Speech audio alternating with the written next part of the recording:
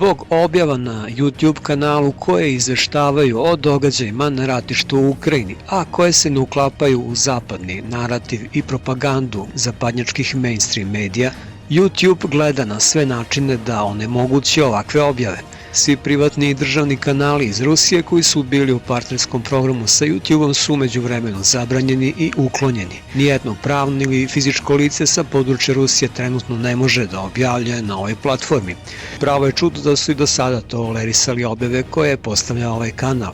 Iz tog razloga će sadržaji koji se tiču stanja na ratištu u Ukrajini, kao i pravoslavne poglede u vezi sa aktualnim svetskim i geostrateškim dešavanjima širom planete biti objavljivani na novom kanalu Agiorit, koji takođe možete zapratiti. U međuvremenu će već objavljeni snimci sa ovom tematikom biti prebačeni na novi kanal koji se nalazi na sledećoj adresi. Zahvaljujem svima na razumevanju i podršci. Sa verom u Boga do konačne pobede.